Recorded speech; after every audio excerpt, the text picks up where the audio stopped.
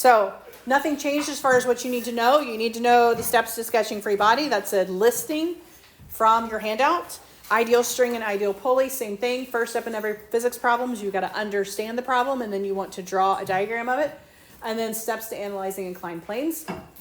Know these terms, all right? You should be able to know the definition of these and also know how to use them, right? So if I say, here's the static friction coefficient, and you say, hey, what's the static friction coefficient? I'm not going to tell you what that is, right? That's something you need to know and how to apply it, all right? So let's look at the practice problems. We'll do the first one. This is a pretty standard one here. All right. A 2.5 kilogram block is placed on a frictionless incline of 30 degrees. Calculate the normal force and the acceleration of the block. So because this chapter includes both frictionless and those with friction, you need to pay attention to what it's telling you.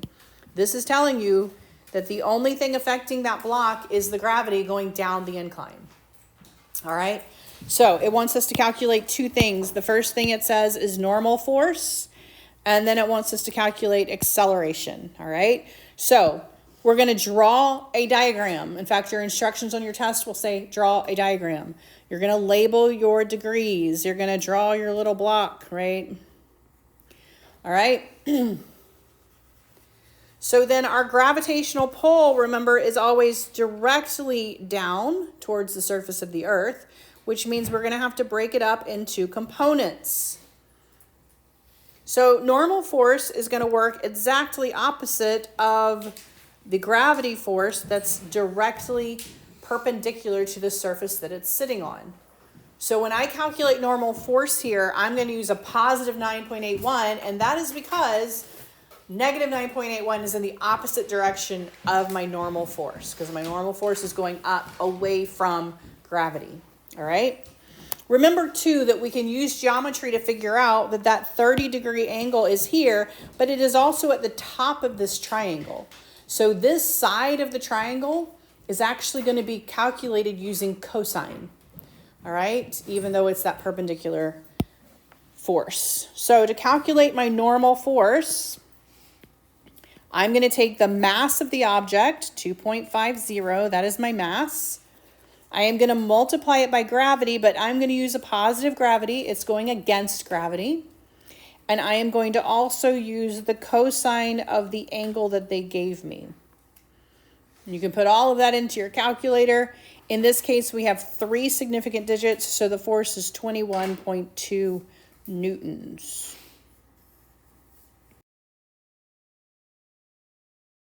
Acceleration is not just a one-piece calculation. It's actually going to be an equation, all right? So the acceleration is going to use the equation of the sum of the forces. In this case, because it's frictionless, the only force working to pull it down the hill is the force of gravity in the x direction. So that is the sum of the forces. And remember, sum of the forces equals your mass times your acceleration.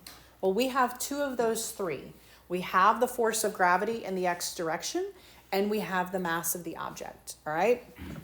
So we're going to fill those in. I'm going to say the force of gravity is going to look just like the calculation I just did, except it's going to be in the x direction. Remember, parallel to the plane is going to use sine. So I'm going to say 2.50 times that gravity. Now you can use negative here. I don't know what your answer key did. So if you draw it like this, and this is positive, then that means the gravity is pulling it in the negative. It just depends on how you draw it, right? So if you use negative there, that's fine. It is going to use the sine of 30, but we're not done here. That is going to equal the mass. Well, that's the 2.5 times the acceleration. So to solve for acceleration here, I need to divide these both sides by that 2.5. Something you may have picked up on is I'll probably cancel there. All right, if that's the only force acting on it. But when you calculate all that to 3 significant digits, you should get 4.91 meters per second squared. And if you use negative here, that direction is down the hill. You can use a negative there as well. Your answer key, if your answer key is different than yours as far as the positive or the negative goes, you may have just drawn it differently, especially when we get to these pulley systems and all.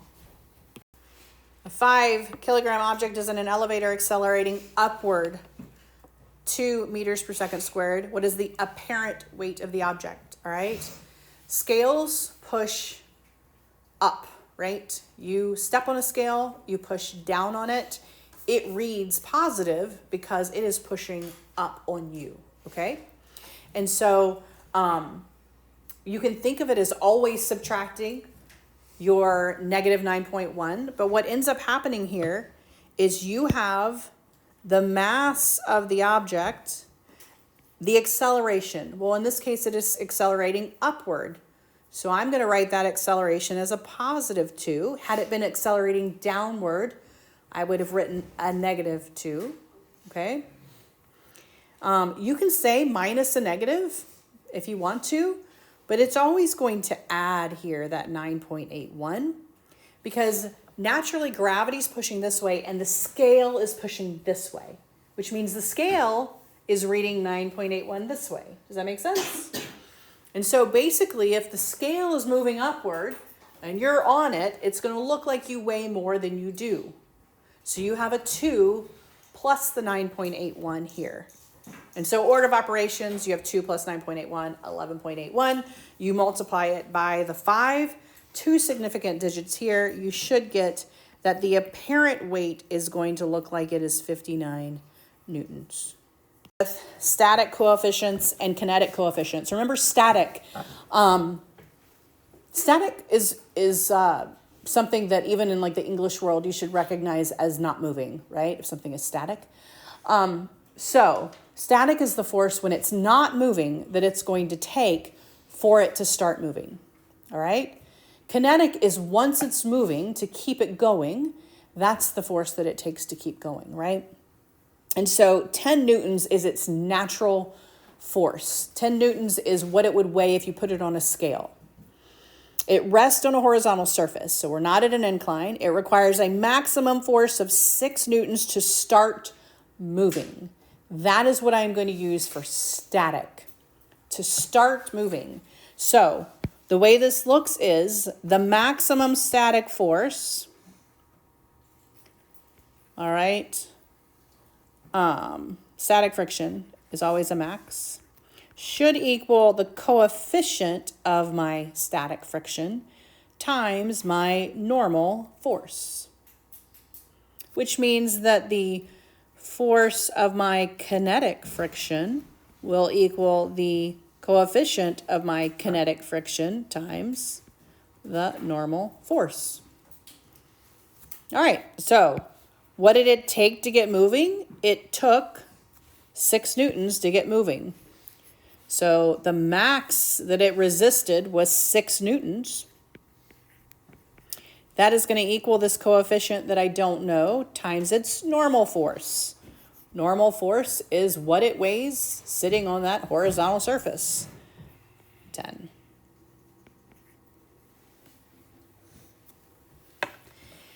So,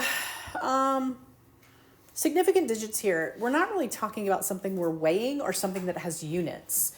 Remember, in order to have significant digits, one of the requirements is that it has to have units, right? You'll remember that, like if you just are given a number and it would say, what are the significant digits? You would say it doesn't have any, there's no units attached to it. You remember that way back from first, second chapter. Your coefficient has no units. So when I look at this and I divide that, I get this beautiful little decimal. There we go. Do I have to worry about significant digits? No, it has no unit attached to it. If that had been 6234, I probably would write 6234, right? If I'm not going to give you one that requires like huge rounding. If I give you one that requires rounding, I'll tell you in the problem round to the nearest whatever. Other than that, just give me the decimal you get for your coefficient. You don't have to worry about significant digits if there are no units involved. And so for this, my static friction coefficient is just 0.6. I'm going to do the same thing over here. To keep it moving at a consistent rate, it was 4. So 4 newtons is going to equal that kinetic coefficient times my normal force. Again, same thing, that 10. And once again, it's going to be a pretty little decimal of a 0.4.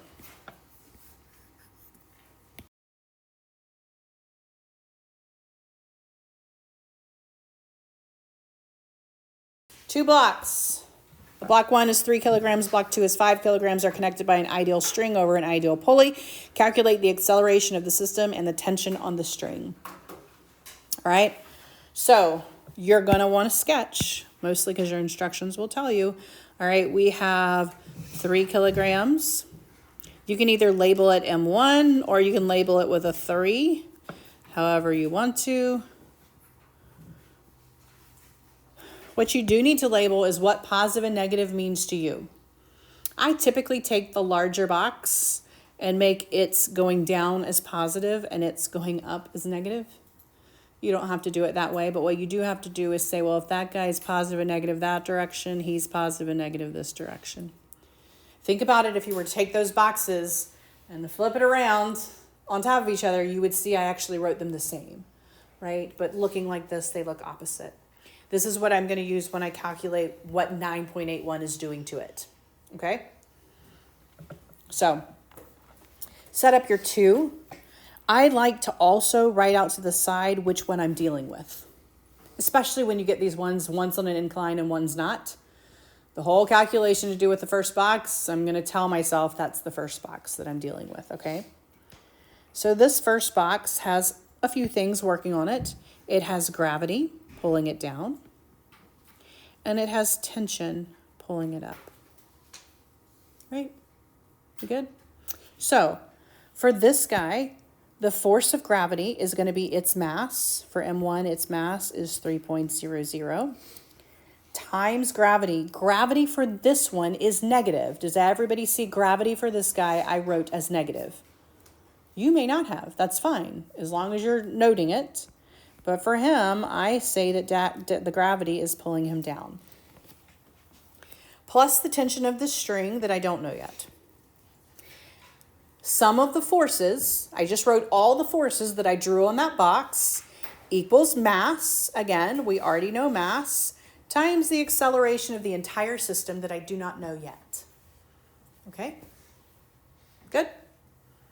Then we're going to do get everything to one side. We want t by itself. So I'm going to move this guy over. Remember, this is going to be a negative when I multiply, right? So when I move it over, this t is going to equal 3.00a plus 3 times 9.81 because I moved it over, right?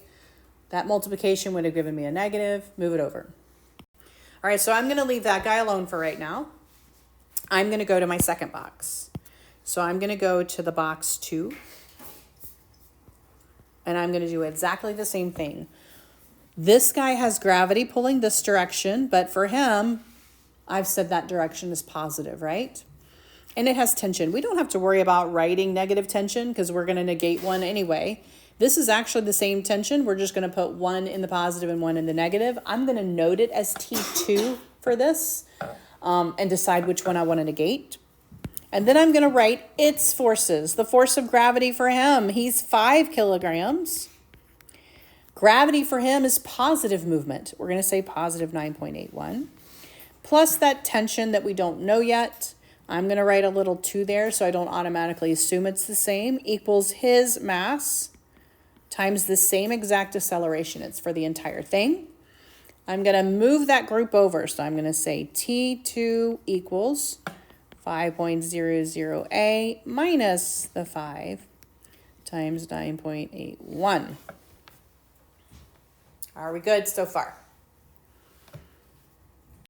If I want to negate the second one, I would make it a -5 and a +5. If I want to negate the first one, I would make them both negative. I negated this one just because in my brain, its tension was in the negative movement, but it doesn't matter. Either one you negate, it's going to be the same. Typically, your tension answers are going to be positive because in between the two, one is positive and one is negative because they negate each other, right?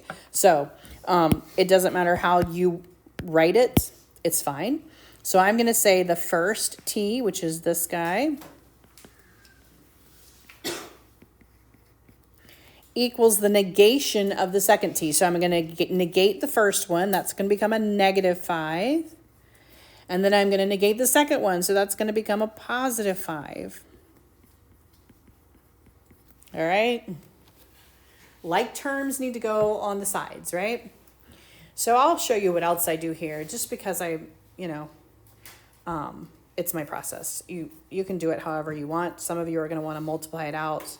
Some of you are going to do it my way. It doesn't matter. All right, we'll move my system over here somewhere so he's out of the way.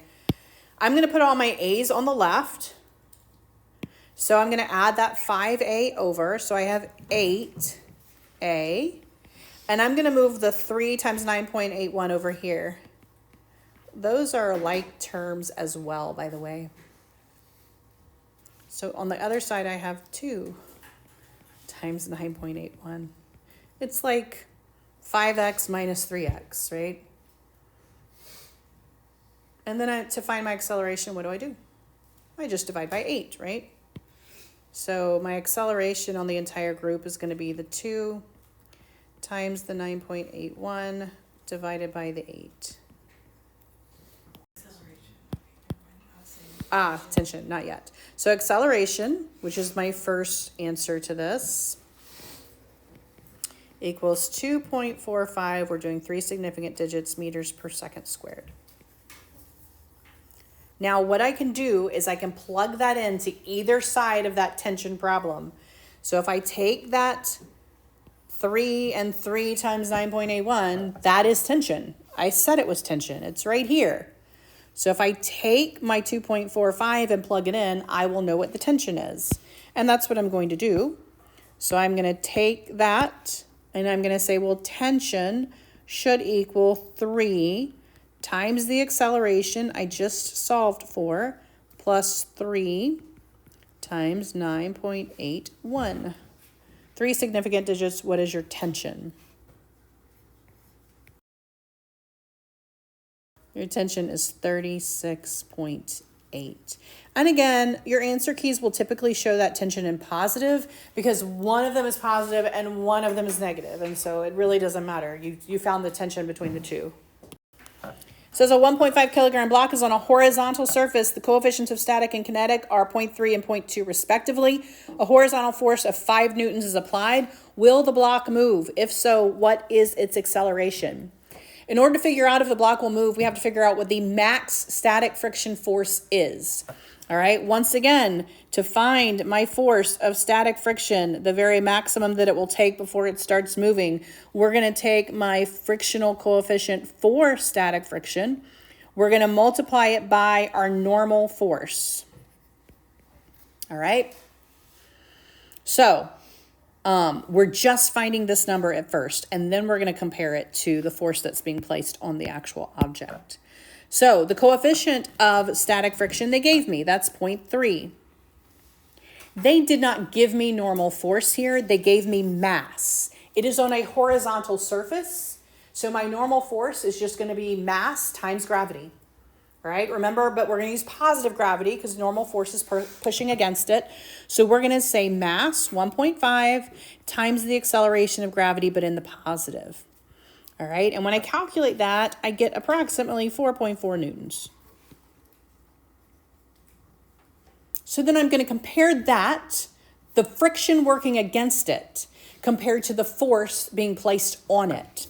Well, the force being placed on it is 5.0 newtons, which is larger than the static friction of 4.4 newtons. So yes, this block will move.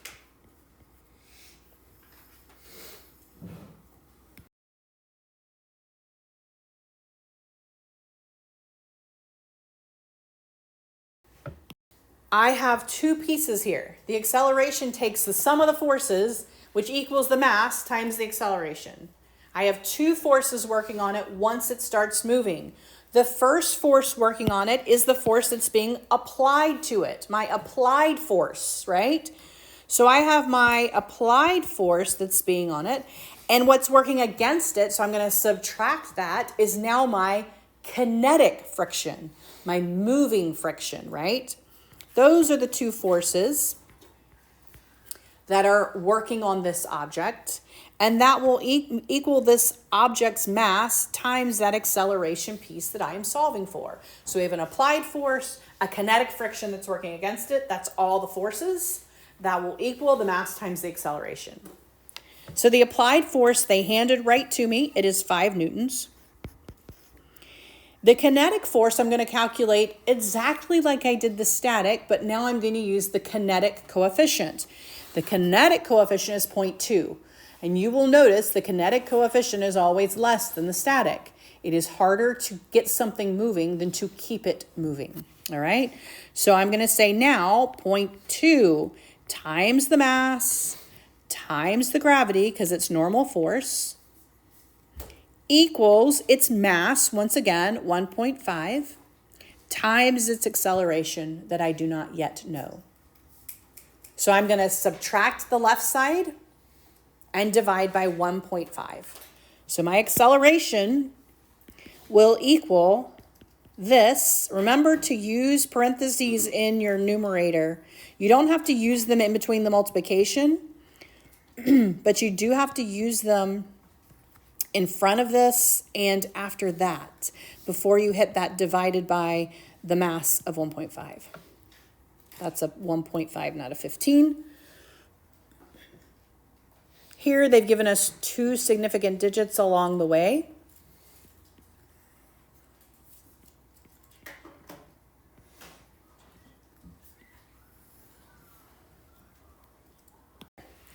Car with a mass of 1,200 kilograms is on an incline of 10 degrees. The rolling frictional force is 200 newtons. Calculate the car's acceleration.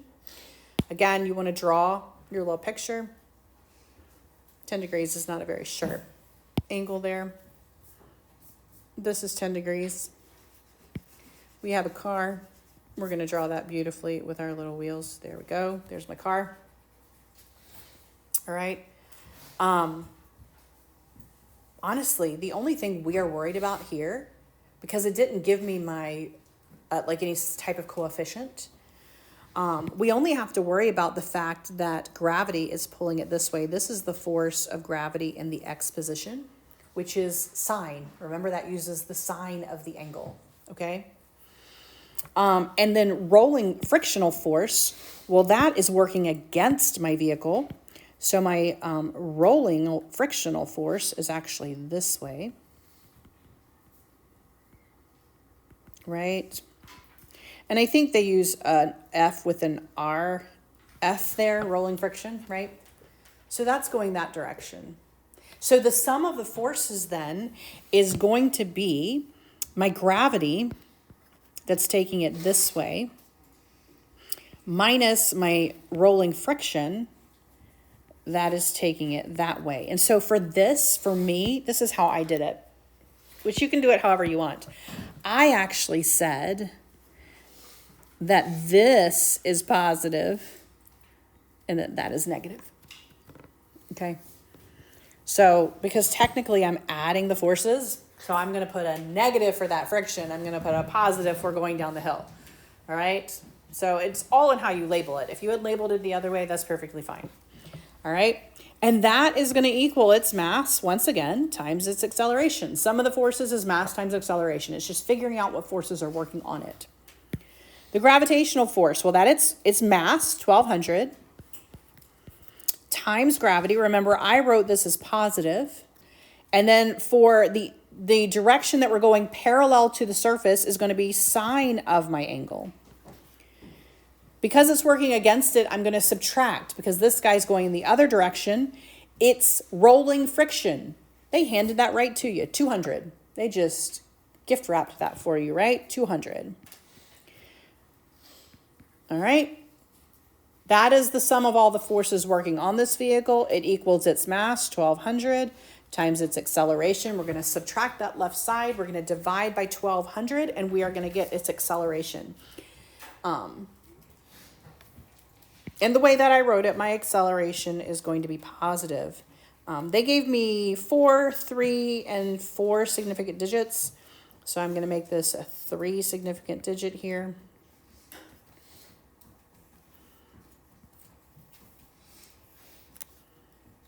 Two blocks. The first one is 4 kilograms. The second one is 6 kilograms are connected by an ideal string over an ideal pulley. Sounds like we've done this before. Not quite. Block 1 is on a frictionless horizontal table. Block 2 hangs vertically off the edge, all right? So this is why it's important to sketch these guys. We have a table, all right? We have a block sitting on the table. We have a block hanging off the table, and they are connected by a pulley system, some sort of pulley system here, okay? Probably wouldn't look just like that, but close enough, right? So when I think about these blocks, I'm going to label them. It tells me the first one is here. It tells me the second one is here, okay? So again, I have to figure out what forces are acting on these pieces. The only thing working on this block sitting on the table, we have no friction, it told me that, is just the tension. That's it. Normal force is working the table. It's balanced, right? The table's pushing up the same that it's pushing down, right? We don't have an angular force to move it left or right. It's just sitting there. The only thing that's going to affect that block is the tension on that string. And if his force sitting here is less than the tension on the string, we're not moving. If this guy has more on it, it's going to pull, right, the whole system. So the only thing working on it is tension. So the sum of his forces is just the tension. The sum of his forces equals his mass. Well, his mass is 4.0 times the acceleration of the entire system. All right, look at box 2. So this was the first box. I'm going to label him. Box 2 then. Well, box 2 has a couple things working on it.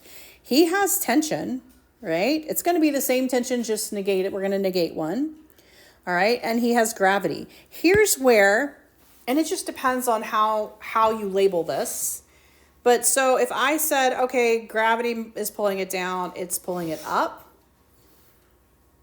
then this is negative and that's positive for him, right? If we were to pull him up straight, right, that's what we're thinking of. So for this second one, I have two pieces. I have tension, all right? I have tension.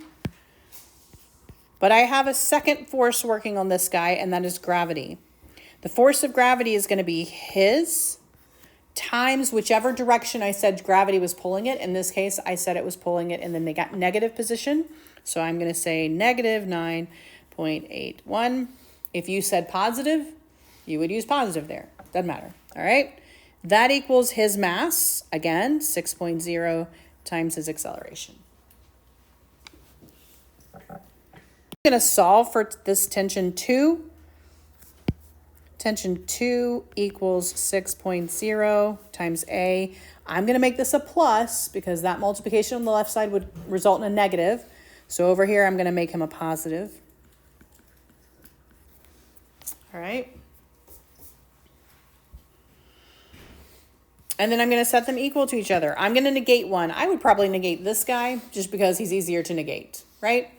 So I'm going to say negative 4.0A equals 6.0A plus 6.0 times 9.81.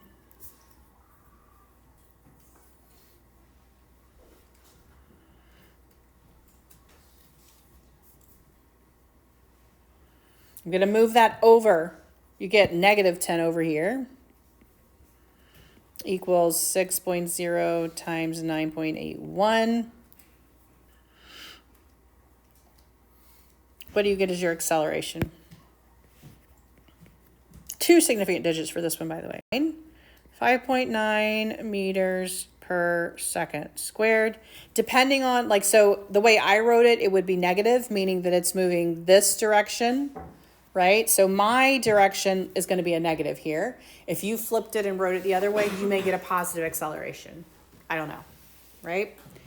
You can take that 5.9 and plug it into either. I would probably use him. But remember, your tension could be positive or negative no matter what, because you have a positive and a negative force working, balancing each other out. So your answer key may, again, flip those positives and negatives depending on how the system was drawn. 70 kilogram skier starts from rest on a 15-degree slope. After 5 seconds, the skier reaches a speed of 10 meters per second. After traveling 30 meters, calculate the average acceleration and the coefficient of kinetic friction. Going to point out kind of things what we have. We have how far she traveled. We have starts from rest. That's initial velocity, right? We have time, change in time. And we have final velocity, 10 meters per second. So it's a little bit different. They didn't give us an initial velocity of 1 or 2 like we had in the book, right? So if you look, you have something that involves final velocity, initial velocity, acceleration, and time. You also have change in x, right? So you could say change in x. So I just would probably use my initial and ending velocity and divide it by my change in time, right? You don't even have to use how far she traveled, honestly.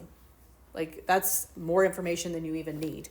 So if you look at the sheet, use the path of least resistance is probably what I would tell you to do. So you could calculate it using a change of x equals the final velocity squared minus the initial velocity squared over 2 times a, or you can just subtract the 2. And I think it actually ends up rounding if you do it one way versus another. So I would just use this one where it's like the final velocity equals, and this is like the first one on your sheet, initial velocity plus the acceleration times the change in time. I would probably just use that one. So I'm going to say the final velocity, subtract that initial velocity, divide by the time, and I get my average acceleration, right? In this case, my ending velocity is 10. My initial velocity is 0. My change in time is 5 seconds. I get in 3 significant digits. That's my acceleration, right? So if you have both of your velocities and your change in time, you can just calculate it that way, right?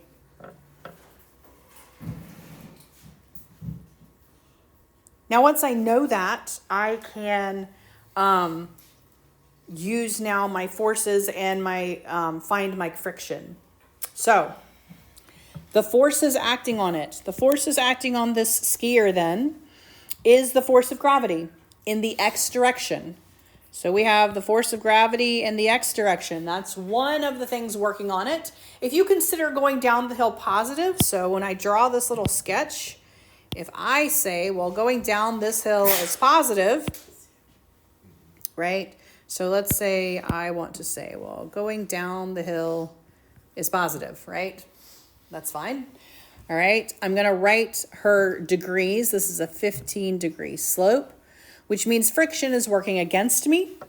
So when I look at this, I have a kinetic friction that's working against me. And that will equal its mass times its acceleration. Those are the two things working on this particular skier here. All right, so what does that look like? Well, force of gravity, that's easy. That's her mass, 70 kilograms. Times gravity, I said gravity was pulling her in the positive direction. And remember, parallel to what you're on is going to be sine. So sine of that 15 degrees. That is my force of gravity.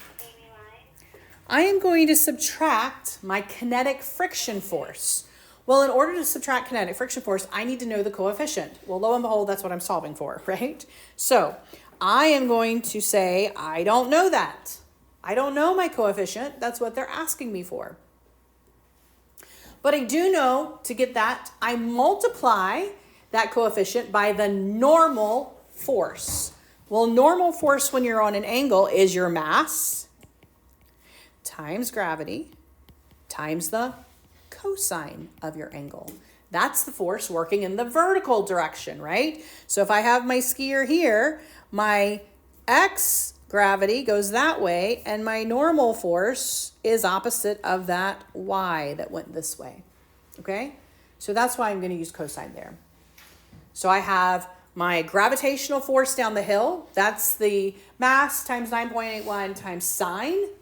And I'm going to subtract my kinetic friction. That's that coefficient that I don't know, times my mass, times my gravity, times cosine. Those are the sum of the forces working on this skier, all right? What do the sum of the forces equal? Mass times acceleration. What is her mass? 70. What is her acceleration? we just solve for it, right? And now I have a one variable equation to solve for. This is my variable. It's not pretty, but it's my variable, right? I will say, I divided the 70 out of everything. I gotta be honest. I just went and divided a 70 out because that's what happens when you do this, right? But it all works out the same. You should get, and it's going to be kind of a long decimal, I think. And I took this one to 3 decimal places because it was a rather long decimal, I think, if I remember correctly. I only wrote down 3 of them. Your calculator, we're going to leave this on this side. So I'm going to write what I have on the other side. So once I get this guy all by itself, on the right-hand side, I will have what I originally started with, that 70 times that 2.0. I will subtract this first group. So minus the 70 times the 9.81 times the sine of 15 degrees. And I'm going to divide that whole thing by this group with its negative. So negative 70 times 9.81 times the cosine of 15 degrees. So in your calculator, you have to make sure, here's what you're gonna do in your calculator. I'm gonna erase some of these parentheses, all right, and put the calculator things in here. So in your calculator, you wanna open a parentheses here, right? You wanna say 70 and you're gonna say times. You can use your minus. You do not need parentheses here or here or here. You just need 70 times that times sine. It will open parentheses. You need to close, close. Okay? Then you're going to put division. You're going to open another parentheses. And you're going to say negative. Use your negative, not your subtraction sign. 70 times 9.81 times cosine. It will open parentheses, close, close, and then hit enter.